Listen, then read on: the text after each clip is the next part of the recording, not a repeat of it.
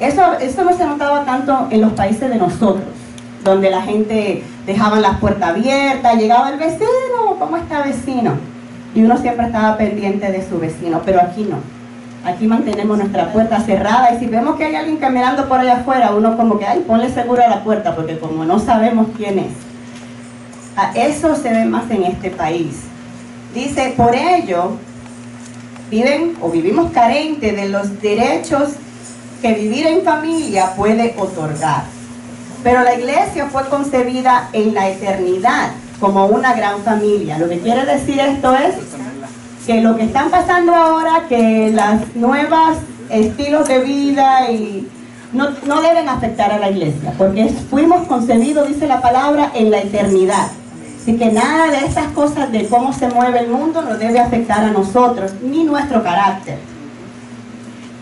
La iglesia fue concebida en la eternidad como una gran familia de carácter espiritual y filial, donde sí somos responsables de nuestros hermanos.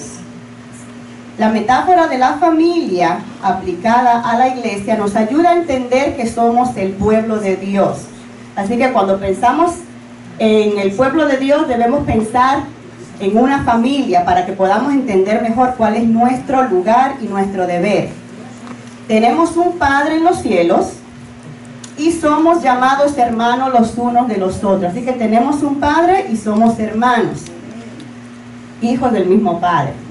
La palabra de Dios habla de la iglesia como el pueblo de Dios, como la comunidad de redimidos, pero la identidad de la iglesia como la familia de Dios no solo habla de su carácter sobrenatural, sino del compañerismo que se espera entre los que la componen.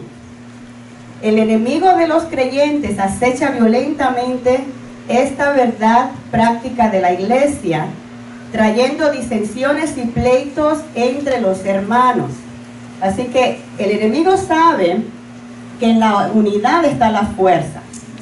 Así que él trata de traer pleitos dentro de la iglesia, quitar la paz, disensiones, celos, porque sabe que con ellos representa una debilidad en la misión que Dios mismo ha asignado a los creyentes. Si hay división en la iglesia, no podemos llevar a cabo el plan de Dios que Él tiene para nosotros. El espíritu de Caín ha querido penetrar siempre en la casa de Dios, queriendo disfrazar ausencia de responsabilidad en el maltrato al hermano de la fe. ¿Qué quiere decir esto? Dice, cuando el Señor le pregunta a Caín, ¿y tu hermano? ¿Acaso soy yo guarda de mi hermano? Yo qué sé, a mí qué me importa que... Pues ese es el espíritu que Satanás quiere infiltrar en la iglesia. ¿Qué es mi hermano? ¿Qué sé yo? No, eso no es lo que el Señor quiere, sino que entendamos que somos... que ahí debemos tomar responsabilidad en cuanto a nuestro hermano en la fe. Pero los hijos de Dios debemos saber que no solo tenemos deber vertical, es decir, de nuestra relación con Dios, sino deber horizontal también, de amar a nuestros hermanos. Eso va paralelo, amén. Dice la palabra, el que dice que ama a Dios, pero aborrece a su hermano, ¿qué es? Un mentiroso, dice la palabra, es un mentiroso. Es decir, tú dices que amas a Dios, pero aborreces a tu hermano, eres un mentiroso. ¿Qué quiere decir eso? Que tampoco amas a Dios. Aunque tú digas que amas a Dios, no lo amas.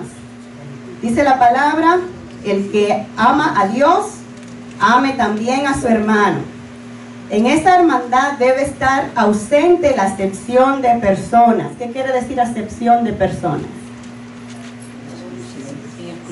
Excluir, sí. Eso debe estar ausente. No debemos excluir a nadie. Porque cada uno de los miembros de la familia tiene un lugar especial en la casa de Dios. Somos todos miembros de un mismo cuerpo. De ese amor se desprende la doctrina del perdón, cuya práctica es esencial para la convivencia de los santos. La palabra dice, el que no perdona a su hermano, tampoco será perdonado por Dios. Debemos perdonar siempre, como Dios también nos perdonó a nosotros en Cristo Jesús, pues si no viviésemos en paz aquí en la tierra, no estaríamos aptos para la convivencia eterna en los cielos. A veces pensamos, no, en el cielo todo va a ser diferente, allá nos llevaremos bien, aunque aquí. Así que el Señor nos ha puesto aquí a practicar, a poner a prueba nuestro corazón. ¿Dónde está nuestro corazón? Si nosotros aquí no podemos convivir con nuestro hermano, no se vista que no va.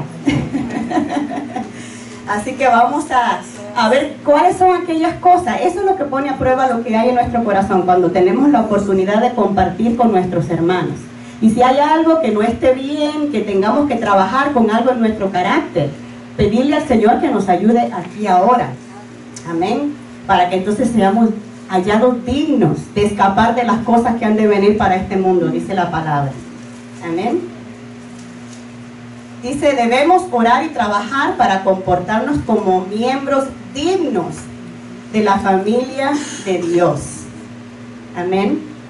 Si somos llamados o si queremos llamarnos parte de la familia de Dios, debemos comportarnos de una manera digna a ese llamado. Amén. Leímos la lectura, no sé cuántos recuerdan lo que acabamos de leer. Por lo menos la primera parte, la que leímos en Hechos, es algo que hemos leído ya muchas veces. Dice la palabra, yo no sé cuántos recuerdan, esto está en Hechos 2. Apenas empezaba la iglesia a formarse. El Señor se había ido al cielo, le había dicho a los apóstoles y a los discípulos, no se vayan de Jerusalén, permanezcan ahí hasta que venga sobre ustedes el Espíritu Santo. Vino el Espíritu Santo 10 días después de ese mandato, que fue el día de Pentecostés. Ellos estaban todos unánimes. ¿Y qué pasó cuando llegó el Pentecostés? Eso todos lo sabemos. Empezaron a hablar en otros idiomas. Y esta era una fiesta en la que muchos judíos de diferentes partes del mundo, ellos no dejan de ser judíos porque viven en otra parte del mundo. Somos testigos de eso, que hay aquí lugares donde hay personas que son judías, ya tienen sus comunidades, ellos viven todos juntos, ustedes lo ven con su gorrito, y ellos siguen practicando su religión. Pues de la misma manera, habían judíos que vivían en otras partes del mundo. Y así como los judíos que viven aquí hablan inglés, han nacido aquí, hablan inglés perfectamente, estos otros judíos que venían de diferentes partes del mundo hablaban diferentes idiomas. Y el idioma del país que ellos vivían era su lengua natal. Cuando llegaron, ellos viajaban usualmente en algunas de las fiestas más grandes, ellos peregrinaban a Jerusalén. Y ellos habían llegado a Jerusalén y habían escuchado, lo que les sorprendió a ellos, era escuchar a estos galileos, personas que no habían salido de su tierra natal prácticamente, hablar en su propio idioma, en la lengua en la que ellos habían nacido. Los escuchaban hablar las maravillas de Dios, dice la palabra. Pedro aprovechó la oportunidad, porque habían otros que también se burlaban. No era como que todos aceptaban el milagro que estaba ocurriendo como un milagro. Algunos se burlaban de lo que estaba pasando. Eso nunca va a dejar de ser así. Y Pedro aprovechó la oportunidad, el Señor lo tocó, el Espíritu Santo lo utilizó para que en ese momento él diera el mensaje del Evangelio. Y los que estaban ahí estaban atentos, escucharon el mensaje del Evangelio. Y dice la palabra que en ese día se convirtieron ¿cuántas personas? 3.000 personas se convirtieron en ese primer mensaje de Pedro. Y ahí es donde estamos ahora. Esta iglesia se convirtieron muchas personas. Luego Pedro volvió a predicar, dice que se convirtieron otras 5.000 personas. Así que tenemos en Jerusalén una iglesia bastante numerosa ahora. Y estos hermanos, dice la palabra, que estaban todos juntos y tenían en común todas las cosas. Ellos perseveraban unánimes cada día en el templo, partiendo el pan en las casas y comían juntos con alegría y sencillez de corazón. La respuesta al mensaje de Pedro el día de Pentecostés fue contundente. 3,000 personas recibieron la palabra ese día, fueron bautizados y añadidos a la iglesia. Los hijos de Dios de aquella ciudad desarrollaron una relación de compañerismo muy especial que los hacía convivir en una comunidad cristiana familiar. Ya ellos no tenían, era tanto su gozo por haber recibido el perdón de sus pecados, que ellos entendían muy bien lo que eso significaba, porque ellos toda la vida se la habían pasado sacrificando animales para cubrir los pecados. Ahora ellos se encuentran con la gozosa noticia de que sus pecados son una vez y por todas borrados por el sacrificio de Jesús. Pero ellos, lo que le dice Pedro es: por culpa de ustedes, de cada uno de ustedes, ese que Dios mandó a nosotros fue sacrificado. Y dice la palabra que el Espíritu Santo tocó los corazones de esas personas que escucharon el mensaje y empezaron a llorar. Y decían: ¿qué vamos a hacer? ¿Qué podemos hacer ahora? Nosotros hicimos esto con el Hijo de Dios. El corazón de ellos quedó compungido. Y verdaderamente hubo un arrepentimiento genuino. Y esto es lo que hace la diferencia, hermanos. Cuando hay un arrepentimiento genuino, el Señor los hace una nueva criatura. Y es donde el amor de Dios comienza a reinar en los corazones verdaderamente arrepentidos. Dice que ellos recibieron el Evangelio, como dice la palabra, una perla de gran precio. Y todo lo material que ellos poseían vino a ser algo secundario. Ya su corazón no estaba en lo material, en el dinero, en las posesiones. Ya eso vino a plan secundario. Así que dice que siempre que haya amor genuino manifestado en los hermanos, ello es el fruto de la pureza del corazón. La iglesia primitiva vivía en santidad, por eso vivía en amor. Dice que tenían propiedades, heredades o casas y las vendían para repartir el dinero a los pobres. Y desde el antiguo pacto, Dios había enseñado a los hijos de Israel que tuvieran cuidado del pobre y que extendieran su mano al necesitado. No sé si ustedes recuerdan, pero cuando ellos que usualmente trabajaban la agricultura, sembrando trigo y diferentes cosas, dice la palabra que cuando ellos recogían el trigo, el Señor les decía: no lo recojan todo, lo que se caigan déjenlo ahí, para que entonces el pobre pueda llegar y recoger esas poquitas cositas y ellos tengan que comer. El Señor siempre tenía cuidado del pobre. Amén. Y de las viudas. Amén. Y mi pregunta ahora es, está aquí en la clase, una pregunta muy buena. ¿Ustedes creen que es aplicable hoy en día en forma exacta el vender las propiedades personales y repartir el dinero a los hermanos pobres? ¿Qué ustedes opinan de esa práctica que tomó lugar en esa ocasión en la iglesia primitiva? ¿Qué ustedes opinan de eso hoy en día? No se sientan cohibidos. Yo no lo necesito, si yo no, porque algunas veces tenemos tanto, que algunas veces llega la vanidad. Tengo tanto y tanta ropa, tantos zapatos, que voy a sacar un poco para regalárselo. Vamos a ponerlo de esa manera. Un carro que tenga extra, lo regalo, se lo dono a alguien. No quedarme sin cama para dormir, pero regalar. ¿Cómo no? Amén.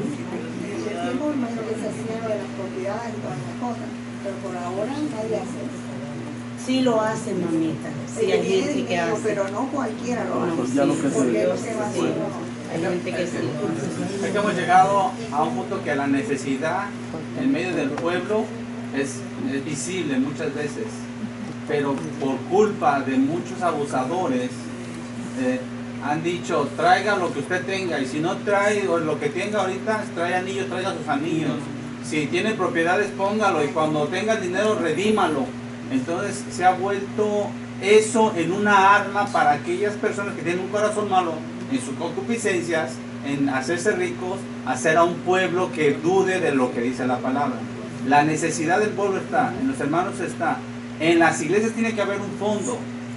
¿Para qué queremos un fondo en la iglesia si hay una persona que realmente lo necesita, como una viuda? Entonces, aquí era lo que dice la Biblia. Hay una viuda, pero si tiene familiares, esa viuda tiene que ir donde los familiares primero, para que sea socorrida por los familiares. Si esa viuda está sola, no tiene a nadie y ha sido fiel a la iglesia, entonces se trae a la iglesia. O sea, hay que presentarlo a la iglesia. O sea, lo que decían, había una unidad en la necesidad de buscar la disciplina o la guianza del Espíritu Santo. Es cuando vino uno que quiso pasar por encima de la guianza del Espíritu Santo que tenían todos los demás hermanos, entonces vino el castigo. Pero en sí hay necesidad en el pueblo, hay que guiarnos por lo que dice la Biblia y no entrar en algo. Hermano, usted necesita un carro, sí, pero a lo mejor el Señor lo está disciplinando y le quitó el carro, o no le está dando carro por algo. Hay que saber hasta dónde llega la disciplina, porque ese hermano no tiene carro, entonces verla. O sea, es una forma de medio complicada. Es que no debemos de ir a los extremos. Tenemos que ver las necesidades básicas. Tuve hambre y me diste de comer. Estuve desnudo y me cubriste. Entonces lo que tenemos que hacer es compartir lo que tenemos. Esta semana es una buena experiencia, porque algunos tenían luz, otros no, algunos tenían agua, otros no, pero los que tenían compartían. Entonces, no es que si alguien, suponiendo mi casa tuvo un problema, Marquito va a decir, no, yo le regalo mi casa ahora y véngase para acá, que va a hacer él con su familia, ¿verdad? No, pero él sí me puede decir, hermana, venga, mientras usted recupera lo suyo, le damos un cuarto, la dejamos estar aquí. No, es el amor cristiano que tenemos que manifestar, compartir los unos con los otros, no irnos al extremo, porque entonces nosotros también nos vamos a quedar en la calle pidiendo a ver quién nos da. No, como esto, tiene necesidad, hermano, necesito dinero. Oiga, hermana, usted tiene, sí, y va a su casa y tiene 2 televisores, tiene un teléfono que está pagando muchísimo dinero y no quiere vender, no quiere salir de nada porque lo que le dio el Señor lo tiene que conservar. O sea que hay que saber también hasta dónde. Por eso digo, Jesús lo dijo bien clarito. Moderación. El que tiene hambre, dale de comer. Si tú tienes comida, compártela. Y si está desnudo, se quedó sin ropa, y tú tienes, comparte de lo tuyo. O sea, es compartir, no es irnos al extremo, porque si nos vamos a los extremos, quedamos todos en la misma situación. Exacto. Bueno, nosotros vemos esta situación en la que este ejemplo se nos presenta acá, solamente en la primera iglesia, no lo vemos después. Y es que lamentablemente, y ya esto es de mí, vemos que al pasar los años fueron infiltrándose dentro de la iglesia personas que en realidad no habían sido transformadas, personas que a lo mejor vienen con malas costumbres y personas no cambiadas por el Señor. Así que siempre tenemos que tener cuidado. Dice la palabra que debemos ser astutos como la serpiente, pero manso como la paloma. Es decir, no tampoco dejarnos convencer tan fácilmente, pero nunca dejar que nuestro amor se enfríe para ayudar a los demás. Dice la palabra que estos estaban todos perseverando unánimes.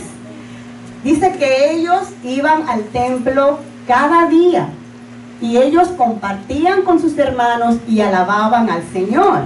Así que esta primera iglesia, dice la palabra que el deseo, la voluntad del Señor es suplir nuestras necesidades para que no nos falte nada. Pero nada no quiere decir solo gustos, sino necesidades básicas. Todos necesitamos un techo, todos necesitamos de comida y todos necesitamos de ropa. Esas son las necesidades básicas. Una vez que tengamos las necesidades básicas, que es lo que el Señor promete que nos va a cubrir, pues ya lo demás que podamos obtener serían añadiduras. Y nosotros, como el pueblo del Señor, estamos llamados a compartir con nuestros hermanos, estar pendiente de nuestros hermanos si tienen alguna necesidad. Por eso cuando empecé la clase de hoy le pregunté que si conocían de algún hermano que a raíz de este huracán hubiera tenido alguna necesidad. porque nosotros como hermanos tenemos que estar pendientes de nuestro hermano y ayudarlo en lo que podamos. Amén. Sí, Annie, también respecto a esto, en sí nosotros nunca vamos a querer soltar nada de nuestras propiedades, de nuestras pertenencias, por el simple, pues, que nos demos cuenta y que la persona lo necesita y nosotros lo tenemos y no lo podemos dar. Pero estos hermanos, ahí mismo tú lo leíste, que estaban experimentando una vida nueva, estaban experimentando que pues su salvación había llegado por gracia y no tenían que estar comprando cosas para sacrificar. Pero yendo un poquito a la vida de Jesús, vemos cómo Zaqueo obró cuando Jesús tocó a su puerta, cuando Jesús entró a su casa. Zaqueo, que tenía dinero, que había estado pues robándole al pueblo, Dios tocó su corazón y empezó a repartirle. ¿Por qué? No es porque le sobrara ni tampoco porque lo necesitara, sino porque el Espíritu Santo, o sea, Dios tocó su corazón. Eso mismo pasó con esta iglesia, con estos hermanos. No es como mucha gente dice, que después de que vendieron sus cosas y después se quedaron pobres, no, sino que era la gracia que los había alcanzado a ellos. Entonces se dieron cuenta, descubrieron que la paz, que el gozo que de su salvación les había traído, ¿verdad? Empezaron pues a compartir, a demostrar ese amor que el Señor les dio, que el Señor les tocó en ese momento. Y pues viendo esas necesidades es que ellos actuaron de esa manera. Pero en sí, yo me imagino, a veces ahí tenemos cosas que no necesitamos, sino porque las queremos nada más. ¿Y qué hacemos? Pues a veces, pues aunque tengamos que pagar doble veces más de lo que necesitamos, lo hacemos porque lo queremos tener. Entonces ahí es donde entra ese punto de que ellos vendían sus bienes para repartirlo entre las iglesias. Incluso también dice que Bernabé había vendido unas tierras allá en Chipre y lo había puesto a los pies de los apóstoles, ¿verdad? Pero eso no quiere decir de que con eso él se quedó pobre, sino que pues vieron la necesidad, vieron que tenían algo más que los que necesitaban y eso era lo que exponían ante los pies de los apóstoles. No era como que ellos vendían las casas donde ellos vivían y se quedaban en la calle. Vendían sus inversiones, a lo mejor dinero que ellos habían invertido para a lo mejor su vejez, quién sabe, o a lo mejor algunas de sus cosas que tenían, pero no todo. Dice que ellos perseveraban unánimes cada día en el templo. Así que para los que piensan que el servir al Señor en la casa y no venir al templo, pues no. Es la voluntad del Señor que nosotros nos congreguemos. ¿Cómo vamos a ayudar a nuestro hermano? ¿Cómo vamos a estar pendientes de nuestro hermano si no nos congregamos? Imposible. Amén.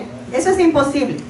Así es que aquí aprendemos 4 aspectos fundamentales de la familiaridad cristiana de la iglesia. El verbo perseverar nos enseña que la iglesia tomaba en serio el amor fraternal entre los hermanos.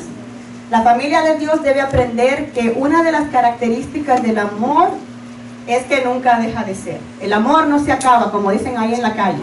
El amor se acaba, no. El amor nunca deja de ser, dice la palabra. Amén.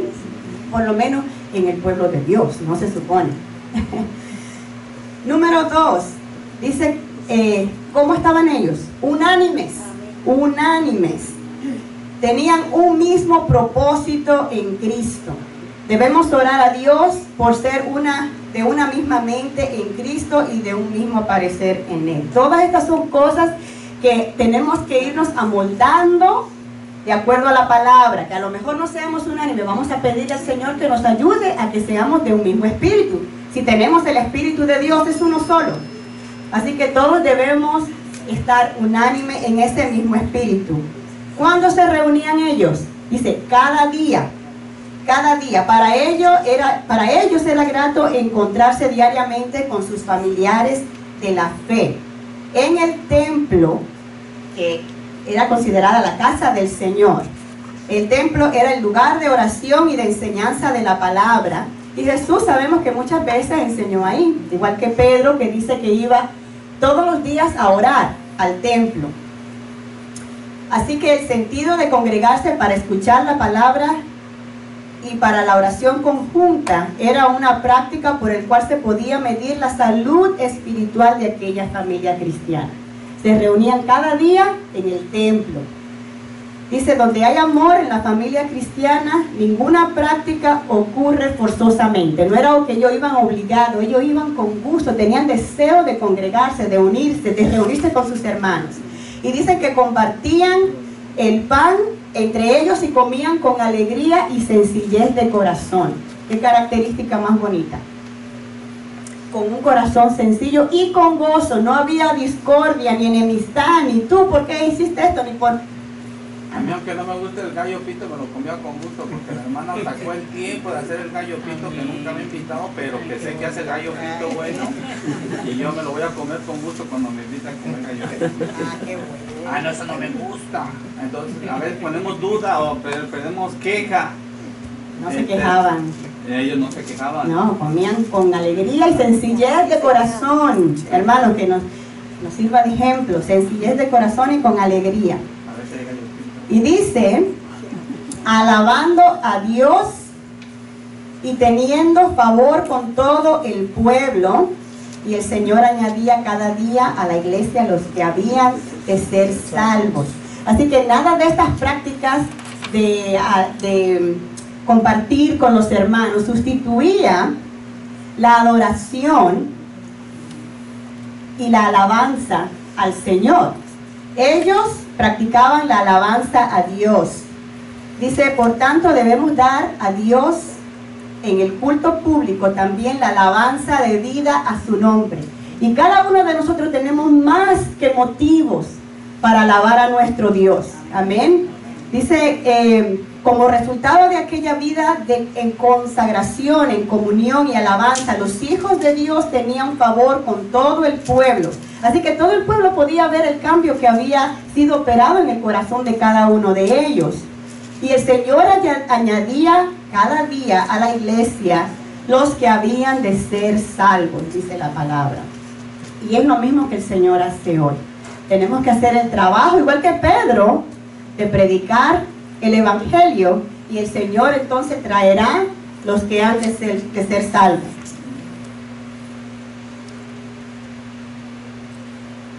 Amén. De esta manera es como cada uno de nosotros hemos venido a ser parte de la familia de Dios. Empezó ahí, en Jerusalén, dice la palabra. Empezó en Jerusalén, cuando se convirtieron esos 3,000 personas. Y cada uno de nosotros ahora somos parte de ese mismo grupo. Somos parte de la familia de Dios. ¿Qué lección de conducta nos ofrece el hábito que tenía la primera iglesia de congregarse en el templo, de comer juntos los hermanos y de alabar a Dios en comunión? ¿Qué lección de conducta nos ofrece ese hábito que tenían ellos?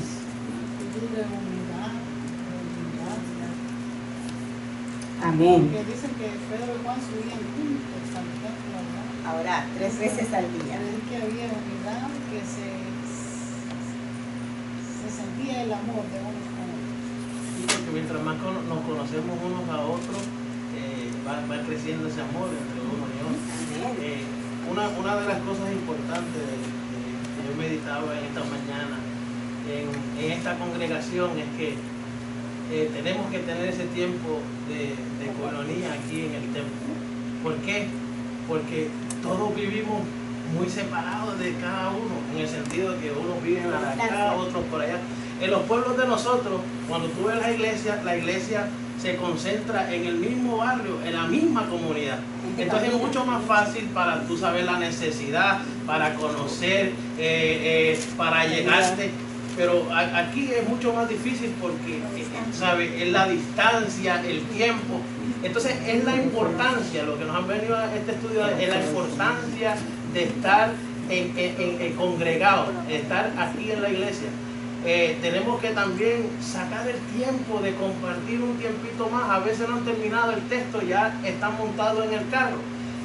Esa es la oportunidad de conocernos, de ver cómo yo voy a saber tu necesidad si no comparto contigo. ¿Cómo yo voy a aprender a amarte si no te conozco? ¿Qué son las cosas que te agradan? ¿Qué son las cosas que te gustan? Es lo mismo que nos enseña con el Señor. ¿Cómo vamos a poder agradar al Señor si no leemos la Biblia? Bueno, y aquí nos da un ejemplo bastante bueno. Dice que ellos invitaban a los otros hermanos a su casa a comer. Así que a quién no le gusta que le inviten a comer. Esa es una buena manera de compartir con el hermano. A veces sí, a veces uno anda un poquito rápido aquí y a veces las personas, aunque se queden más tiempo para hablar, no se sienten con mucha confianza de expresar su necesidad. Así que ese hielo se rompe un poco cuando uno invita a la persona a la casa. Es un detallito que yo quería decir. Yo entiendo que todos nosotros tenemos y amamos a nuestros hijos, nuestros esposos, esposa, mi primo, mi hermana, los amo, como ustedes aman a toda su familia. Pero si te pones a analizar y a meditar bien, el que ora por mí, de mi necesidad, cuando yo estoy pasando un momento, y por ti en un momento de necesidad, ¿quién es? Tu hermana, tu hermano, tu papá, ¿verdad que no? Quien ora por ti, verdaderamente, tus hermanos aquí, los de la fe. Estos son los que claman y lloran e interceden por ti, aunque tú no lo sepas. ¿Entiendes? Hay que analizar esas cosas. Por eso dice la palabra de Dios, si alguien que vas a hacerle bien, que sea a la familia de la fe. Nosotros somos la familia de la fe. No es mi hermana se preocupó muchísimo, Katy, y todo el tiempo ahí. ¿Tú te crees que pudo haber arrodillado y clamar? No. Quien clamó por mí, quien clamamos en este tiempo duro, fuiste tú. Clamarnos uno con los otros. Eso hay que meditarlo bien. Hermano. Bueno, quería decir a ese respecto, antes lo notaba, ya me acostumbré. Yo estoy aquí en esta iglesia desde el 2002. Llegué a la iglesia de las 70, después tuve en los amaquinos, han caminado todos los que caminaron. Son muy pocos los que saben donde yo vivo.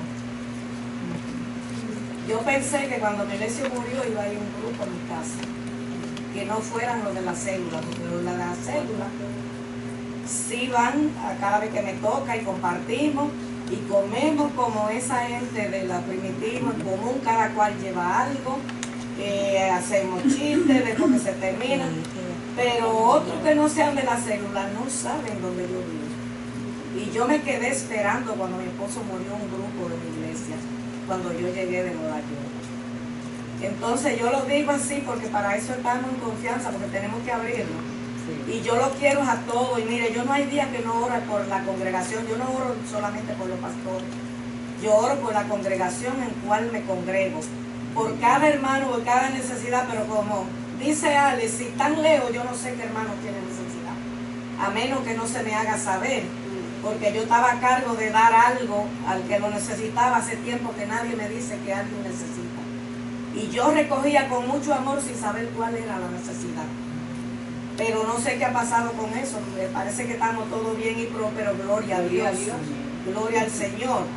Pero eso es lo correcto, no somos tantos. Tenemos que procurarnos, no importa la distancia. Lo que dice Alex, en Puerto Rico, en cada esquina hay una iglesia.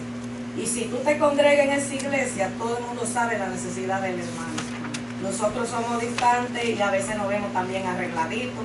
Y quién piensa que nadie necesita, y a veces andamos arregladitos pero no tenemos $10 para echar gasolina. Y bueno, y eso es cierto. Pero si alguien tiene alguna necesidad y no la deja saber, tampoco no va a llegarle la ayuda si no dejan saber que tienen una necesidad. Así que tenemos nosotros la responsabilidad de ayudar a nuestro hermano, pero el que tiene la necesidad tiene la responsabilidad de dejarlo saber de igual manera. Y estar todos pendientes de nuestros hermanos. El que es más de organizar, vamos, avisen hermanos y unimos un grupo siempre, y el que pueda llegar pues va a poder llegar también. Sí, hermanita. Sí, creo que debemos de repartirnos el teléfono cada uno, porque yo no tengo el teléfono de nadie, casi nadie aquí. Yo creo que el mío parece que tampoco nadie lo tiene. Pero nunca, no esperemos que sea el otro, hermano, no esperemos que sea el otro el que empiece. Si usted siente que hay necesidad, acérquese a mi hermana. Yo quiero tener su número de teléfono para no seamos, hermano, no seamos tímidos. Si yo no tengo ningún problema con darle el teléfono a todos el que quiera tener mi número, así que el que lo quiera, acérquese a mí y pídalo. Así es que si queremos hacer eso, si queremos estar pendientes de nuestros hermanos, si usted quiere tener el teléfono, hermano, acérquese y pida el teléfono. El que no se lo quiera dar, pues amén. Amén, pero usted hace su parte. No esperemos que sea el otro. Para eso hay departamentos. El líder de cada departamento debe de interesarse en su departamento, ¿verdad? Por lo menos en mi caso, yo me encargo de que la literatura de escuela dominicana no falte. Yo voy, la busco, la traigo, y si no me lo piden yo voy y lo doy, porque es mi responsabilidad. Yo estoy encargada de ver que entonces cada líder de cada grupo debe de hacer lo mismo. No tiene que esperar que llame, pida, haga su lista, cada quien haga su lista de teléfonos y busque. Y que la reparta. Sí. Amén. Yo pienso que para eso es que están los departamentos de cada iglesia, y cada líder tiene la responsabilidad, es la cabeza de ese departamento. Averigüe, busque, haga lo que tiene que hacer. Pero es que también, pastora, si eso se lo deja al líder, los hermanos luego se recuestan sobre el líder. Si el líder no me dijo nada, entonces no hay que hacer nada. Si el líder no me pidió, entonces se siente mal. Eso yo creo que es individual. Cada persona tiene que dar de lo que para la persona. O sea, cada quien tiene que cuidar al hermano. Como el hermano me tiene que cuidar a mí, como yo al hermano. Pero a veces dejamos la responsabilidad como dejamos la responsabilidad al pastor, y el pastor no hizo la reunión como tiene que estar pendiente, entonces le echan la culpa al pastor. O sea, esta es no nada más de una persona, está hablando en general, todos unánimes. O sea, por eso la unidad de la iglesia es lo que importa. Amén. Vamos a continuar con nuestra clase. Es evidente que tenemos mucho que aprender. Demasiado. Pero empecemos hoy. Nunca es tarde para empezar o para enmendar, para corregir. Nunca es tarde. Así es que se han hecho listas de teléfono, pero ahora con el problema de los celulares, que de repente lo cambian y ya ese celular ya no sirve, no funciona. Pero es ahí, como digo, el que está encargado de ese departamento y pedir los números. A mí me interesa tener tu número. Yo paso pendientes de lo que tengo que hacer. Hay que pasar pendiente de mi responsabilidad cada quien. bueno, vamos a continuar. Vamos ahora a pasar a Efesios capítulo 2, del versículo 17 en adelante. Vamos a empezar a la siguiente parte. Cuando empezamos la clase estaba preguntándoles que si alguno sentía que ser cristiano judío tenía alguna diferencia entre un cristiano no judío, y todos me dijeron que no, somos iguales en el Señor, y eso es verdad. Somos iguales en el Señor. Dice la palabra que el Señor amó al mundo de tal manera que dio a su Hijo para que todos, y en ese todos están incluidos los judíos y no judíos, todos los que crean en Él tengan vida eterna. Y a partir de Jesús es la única manera, ese es el nuevo pacto, es la única manera de llegar a Dios. A Dios le plació que fuera a través de Jesús que nosotros pudiéramos tener comunión con el Padre. Así es que todos, inclusive los judíos, solo pueden llegar al Padre a través de Jesús. Amén. Y gracias al Señor que todos nosotros estamos incluidos en ese plan. Dice la palabra, aquí donde leímos en el versículo 17 y 18, dice: y vino y anunció las buenas nuevas de paz a vosotros que estabais lejos. ¿Qué quiere decir con que estaban lejos? Amén. Estábamos lejos del Señor. ¿Y por qué los judíos estaban cerca? Porque ellos tenían las leyes, ellos tenían las instrucciones de parte de Dios, por lo menos tenían las instrucciones de cómo acercarse a Dios. Que no lo hayan querido aprovechar, que no lo hayan querido hacer, es otra cosa. Pero ellos siempre, dice la palabra, que siempre quedó un remanente fiel al Señor dentro del pueblo judío. Y aún hoy, el Señor aún hoy tiene un remanente fiel dentro de ese pueblo. Pero ellos estaban cerca porque tenían las leyes y tenían las instrucciones de parte de Dios. Pero también lejos quiere decir distancia. Porque cuando el Señor llamó a Pablo, el Señor le dijo, te enviaré lejos a los gentiles. Así que estaban lejos en distancia y lejos de Dios también. Y como decía nuestro hermano Alex, estábamos sin Cristo, alejados de la ciudadanía de Israel, alejados, ajenos a los pactos de la promesa. Todo eso está en los versículos 12 de Efesios 2. Sin Dios en el mundo.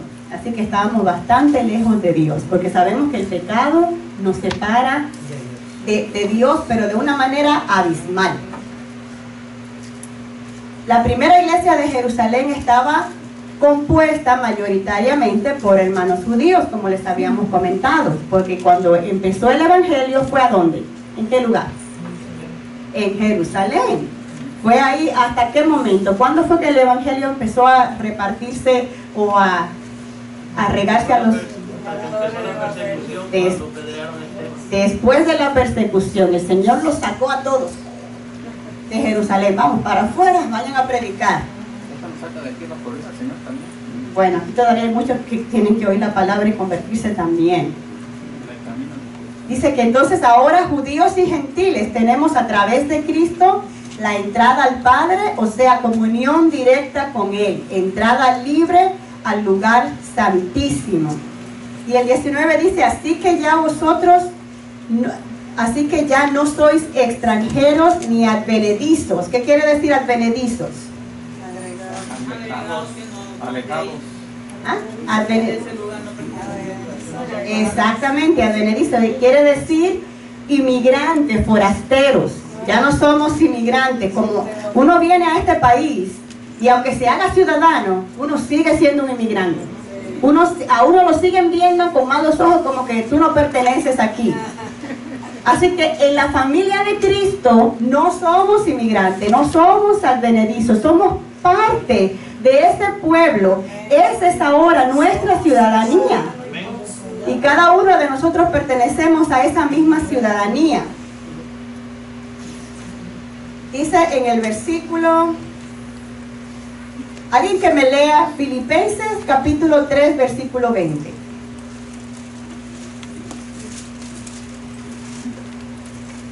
Mas nuestra ciudadanía está en los cielos, de donde también esperamos al Salvador, el Señor Jesucristo. Amén. Nuestra ciudadanía está ¿dónde? En los cielos. Somos ciudadanos del cielo.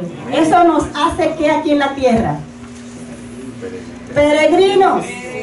Somos peregrinos aquí en la tierra. ¿Qué quiere decir eso? Que no podemos aferrarnos a las cosas de este mundo, porque aquí solamente estamos de paso. Nosotros, ¿ah? Mochileros. Mochileros, solamente necesitamos lo que tenemos encima. Porque no nos vamos a llevar nada de este mundo, dice la palabra. Así que nosotros tenemos que hacer tesoro ¿a dónde? En los cielos, en los cielos. Y cada uno de nosotros, aquí el mundo debe vernos como extranjeros. Si el mundo no te ve como extranjero, entonces estamos echando muchas raíces aquí en la tierra. Somos peregrinos. Cristo fue al cielo a preparar un lugar para su pueblo. Dice, voy a preparar lugar para vosotros. La ciudadanía celestial. Todos los salvados en Cristo Jesús, al ser individualmente redimidos, a la vez somos conciudadanos. ¿Qué quiere decir conciudadanos? Como han oído la palabra compatriotas. Que somos partícipes de todo. Somos del mismo lugar. Somos ciudadanos del mismo lugar, de la misma nación. Eso nos hace a cada uno de nosotros conciudadanos de los demás hermanos en la fe. Cuando el creyente entiende que su hermano cristiano, a mí me gustó mucho esto, tiene su nombre escrito en el mismo libro de la vida, donde está el suyo. Usted sabe que en el mismo libro de la vida donde está mi nombre escrito, también está el suyo. No es en otro libro separado, no son varios libros que hay, es un solo libro. Y todos están escritos en ese mismo libro. Y que vamos a vivir eternamente en el mismo cielo, hermanos. Tenemos que llevarnos bien, tenemos que buscar tener comunión con los hermanos, porque no hay compartimentos en el cielo. Vamos a estar todos en el mismo cielo. Dice que cuando entendemos esto, esto nos ayuda a discernir mejor la membresía en la grande y diversa familia de Dios. Así que aunque seamos de diferentes países, de diferentes naciones, somos todos miembros de la misma familia y todos vamos para el mismo lugar, con Dios primero. Ser miembro de la familia de Dios indica que tenemos todos los derechos, pero no solo derechos, sino también responsabilidades asignadas por el Padre Celestial a sus hijos. Así es que somos responsables de nuestros hermanos. Amén.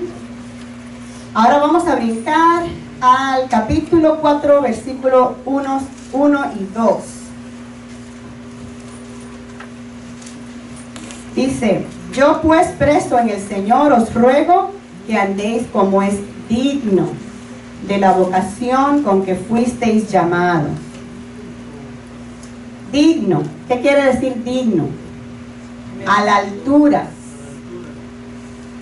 con la actitud correcta. Andéis con la actitud correcta de la vocación con que fuisteis llamados. ¿Y cuál es esa actitud? El versículo 2, ¿qué dice? Con toda humildad, mansedumbre, soportaos con paciencia los unos a los otros en amor. Pues esa es la actitud correcta con la que cada uno de nosotros debemos andar, si es que hemos sido llamados por el Señor. Amén. Dice con toda humildad, con toda humildad. El andar con humildad hará posible que no haya orgullo y vanagloria en el corazón. Esa humildad permitirá que los hermanos estimen a los demás como superiores a uno mismo, y que al ser usados por Dios en los dones y ministerios, el propósito siempre sea glorificar a Dios. Cuando no hay orgullo en el corazón, lo que uno hace siempre es con el propósito de glorificar al Señor. Número 2, andar con mansedumbre, que la vocación cristiana merece, permitirá a los hijos de Dios soportar con paciencia los vejámenes a los cuales son sometidos en este mundo.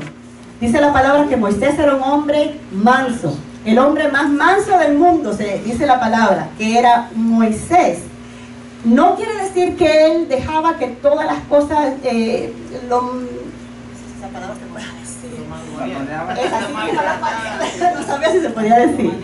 No, él también se enojó. Dice la palabra que cuando él estuvo 40 días en la montaña, y cuando él bajó y él vio que el pueblo estaba adorando ídolos, él se enojó y les tiró las tablas de los 10 mandamientos que el Señor le había dado. Así que él tenía carácter. Pero el ser una persona mansa, como dice la palabra, tú te enojas dentro de lo que se puede, dentro de lo que es, dentro de lo que cabe. No pierdes el control. Como cristiano no pierdes el control. Esto nos ayuda cuando el cristiano sufre calumnias y afrenta. Siempre debemos recordar que el Señor es el que toma la venganza. No nosotros tomamos venganza en nuestras propias manos, sino que podemos descansar en el Señor, controlar. Una persona mansa controla sus emociones, sus sentimientos, y deja en la mano del Señor cosas como estas. No buscar venganza por sí mismo. Así que cuando hay dentro de la comunidad cristiana que se levanta a lo mejor alguien con alguna calumnia, hermano, no deje que esas cosas tomen el control de sus emociones. siempre descanse en el Señor. Haga lo que tenga que hacer, hable con el pastor para que las cosas no escalen, no crezcan, no se salgan de control. Pero descanse en el Señor. Controlemos nuestros sentimientos. Tenemos que andar con mansedumbre. Y dice, para mantener la concordia entre los hermanos, o armonía entre los hermanos de la fe, estos deben soportarse con paciencia y amor. Pablo nos enseña esto, ¿por qué? Porque somos diferentes, somos de diferentes naciones, diferentes costumbres, diferentes maneras de hablar, diferentes maneras de comportarnos. Así que debemos de tener armonía y soportarnos con paciencia en amor. No solamente paciencia, en amor. Amén. La paciencia permitirá soportarnos mutuamente en sus diferencias de temperamentos. Y como sabemos que no todos los hermanos estamos en el mismo nivel espiritual, los más espirituales ayuden a su hermano y soporten más. Amén. Amén. Ya tenemos que terminar. Hermana, le voy a añadir algo rápido. Ajá. Lo que pasa es que a veces nosotros pedimos al Señor que cambie la persona, como si nosotros pudiéramos. Nosotros lo que tenemos que pedirle al Señor es que nos enseñe a convivir con esa persona, amarlo, a pesar que a veces nos oprime, nos lleva ahí, pero pedirle al Señor que nos ayude en una manera a amarlo, de que lo podamos ayudar, porque nosotros no podemos cambiar a nadie. Es lo que pasa es que el Señor tiene su propósito con esa persona. A lo mejor te está, pero ese es el propósito para moldearte a ti. Esa persona te está empujando al propósito del Señor. Entonces nosotros lo pedimos, Señor, cambia. No, ayúdame, Señor, a poder convivir con esta persona o amarlo y seguir hacia adelante y que tu propósito sea cumplido en mi vida. Ya. Que entendamos que hay algo en nosotros que el Señor quiere moldear, como dice nuestro hermano Alex. Así que cuando estas cosas estén pasando, a decirle, Señor, ayúdame a alcanzar o a completar esa parte de mi vida o eso que tú quieres moldear en mí, para que solamente cuando eso llegue, entonces va a pasar esa prueba. Amén. Y vamos solamente a terminar de leer. Dice, solícitos en guardar la unidad del Espíritu en el vínculo de la paz. Acuérdense que el mismo Espíritu lo tenemos cada uno de nosotros y tenemos que estar en un mismo espíritu. Los que son guiados por el Espíritu de Dios, estos son hijos de Dios. Un cuerpo, un espíritu, como fuisteis también llamados en una misma esperanza de vuestra vocación. Somos uno en el Señor, un Señor, una fe, un bautismo, un Dios y Padre de cada uno de nosotros, el cual es sobre todos y por todos y en todos. Amén. Que el Señor nos ayude a que esto pueda ser real en nuestras vidas cada día, para que podamos vivir en armonía, para que podamos crecer en el Señor, para que podamos ayudar a nuestro hermano como el Señor espera de cada uno de nosotros. Y no esperemos que sea el otro hermano el que empiece, sino que seamos nosotros mismos los que pongamos en práctica en nuestras vidas estas palabras.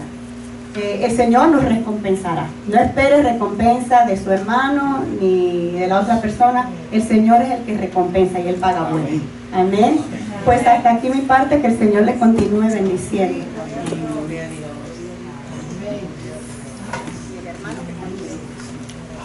Magali.